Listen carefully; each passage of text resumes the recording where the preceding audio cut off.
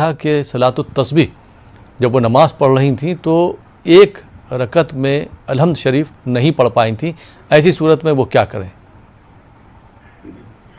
بسم اللہ الرحمن الرحیم. اگر سورہ فاتحہ چھوٹ گیا ہے بھول کر غلطی سے تو پھر وہ سجدہ سہو کر لیتی ہیں تو پھر یہ ان کے لیے کافی رہے گا. جی، اور ان کا دوسرا سوال تھا کہ رمضان میں کون سی دعائیں ہم مانگیں جو جلد قبول ہو جائیں؟ رمضان میں کون سی دعائیں پڑھی جائیں؟ جی، رمضان شریف میں یہ دعا پڑھی جائے: اللہم تقبل منا الصلاة والصیام والقیام واحشرنا فی زمرۃ خیر الانام. اللہم اجعلنا من عتقاء شہر رمضان.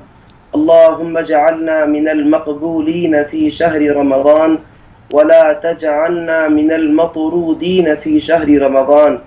اشہد ان لا الہ الا اللہ استغفر اللہ اسألک الجنہ واعوذ بک من النار. اخیر والی دعا کو کثرت کے ساتھ خاص طور پر افطار سے پہلے پڑھتے رہیں.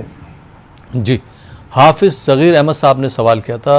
انہوں نے یہ سوال کیا کہ وہ نابینا ہیں، دیکھ نہیں سکتے ہیں اور قرآن پاک تراویح پڑھاتے ہیں.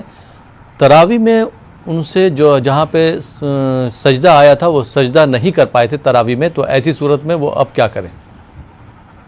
سجدہ تلاوت کی بات کہہ جی ہاں، رہے ہیں؟ سجدہ تلاوت میں. جی، نماز کے اندر اگر سجدہ تلاوت آیت سجدہ کی تلاوت کی گئی اور پھر اس وقت سجدہ تلاوت نہیں کیا گیا ہے تو پھر بعد میں نہیں کیا جا سکتا. نماز کے اندر کا جو سجدہ تلاوت ہے وہ چھوٹ گیا ہے تو پھر اب اس کو نماز کے علاوہ ادا نہیں کیا جا سکتا. اللہ تعالیٰ کے دربار میں توبہ کریں کیونکہ وہ واجب تھا، واجب چھوٹ گیا ہے. اللہ تعالیٰ کے دربار میں توبہ کریں، معافی چاہیں، اللہ تعالیٰ اس قصور کو معاف فرمائے. جی